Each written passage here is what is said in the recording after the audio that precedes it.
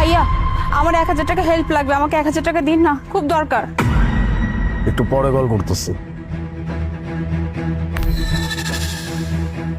আপনার পোশাক আশাক দেখে তো আপনার টাকা চাওয়ার মতো মানুষ মনে হচ্ছে না। টাকা চাচ্ছেন কেন? ভাইয়া আমি আসলে খুব বিপদে পড়ছি, বিপদে পড়ে আপনার কাছে হাত পাততেছি। ভাইয়া আপনি আমাকে প্লিজ 1000 টাকা দিন, আমার খুব দরকার, আমার খুব খুব হেল্প হবে। বিশ্বাস করতে পারছেন আপনাকে, এত সুন্দর পোশাক আশাক, এত সুন্দরভাবে কথা বলছেন, আপনার আবার টাকারও দরকার, আপনি আমার কাছ থেকে টাকা চাচ্ছেন। যেহেতু আপনি টাকা দিতেই চাচ্ছেন না, হয়তো আমাকে বিশ্বাস করতে পারতেছেন না, থাক লাগবে না। এক্সকিউজ মি,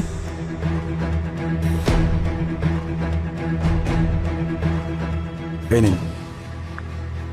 আমাকে একটু বলবেন যে এই 1000 টাকা দিয়ে আপনি কি করবেন? বাই দ্য ওয়ে, আপনি আসছেন কোথায় থেকে?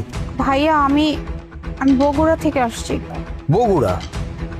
বগুড়া থেকে ঢাকা শহরে আসছেন আপনি কেন, কোনো কাজে? আসলে ভাইয়া আমি সত্যি অনেক বড় একটা বিপদে পড়ছি। আমাকে দেখলে আসলে কেউ একটা বিলিভই করবে না যে আমার মতো মেয়ে এভাবে মানুষের কাছে 1000 টাকা চাচ্ছে।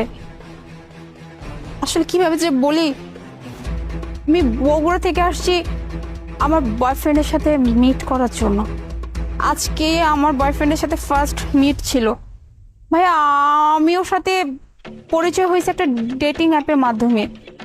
ওর সাথে ভালোই সব চলতেছিল আমাদের সম্পর্কটা। পরেও আমাকে হঠাৎ একদিন বললো যে তুমি ঢাকা আসো, আমরা মিট করি। আমি প্রথমে না করছি, কারণ আমি তো আসলে ওভাবে চিনি না। আমি বলছি যে আরো কিছুদিন যাক, আমরা একে অপরকে ভালো মতো চিনি, জানি, বুঝি, তারপর দেখা করবো। কিন্তু ও বললো যে আমার প্রতি তুমি ট্রাস্ট করতে পারো, তুমি আসো, আমরা জাস্ট একবার দেখা করি, তোমাকে একটু সামনাসামনি দেখার আমার খুব ইচ্ছা। আর আমিও খুব ভাবুক, যেহেতু আমি ছেলেটাকে ভালোবাসছি, আসলে ওকে আমি না করতে পারিনি। তাই ওর সাথে দেখা করার জন্য আমি ঢাকা চলে আসছি। তারপরে যখন ওকে দেখলাম, কেমন যেন আমার কাছে মনে হইলো, মানে যেভাবে কথা বলতো আর সামনাসামনি না এক না। আর তারপরে ও আমাকে একটা গাড়িতে তুললো। গাড়িতে যাওয়ার পরে যখন দেখি যে গাড়ির মধ্যে আরো 2-3টা ছেলে, তো তখনই না আমার যেন কেমন লাগছে যে ও বেঁচে আর কেন ছেলে থাকবে। পরে আমি বলছি যে আমাকে গাড়ি থেকে নামাই দাও বা আমরা অন্য কোথাও গিয়ে বসি। বললো যে না কোনো সমস্যা নেই, গাড়িতেই থাকো। আমি ওর সাথে অনেক জোরাজুরি করি। পরে একটা সময় আমাকে গাড়ির মধ্যে লক করে রাখে। লক করার পরে একটা জায়গায় নিয়ে যে আমি যখন গাড়ি থেকে বের হতে চাই, তখন আমার সাথে অনেক অনেক জোরাজুরি করে। জোরাজুরি এক পর্যায়ে আমি কোনো রকমে ওখান থেকে সবকিছু ছাড়া আমি পালায়ে চলে আসি ভাইয়া।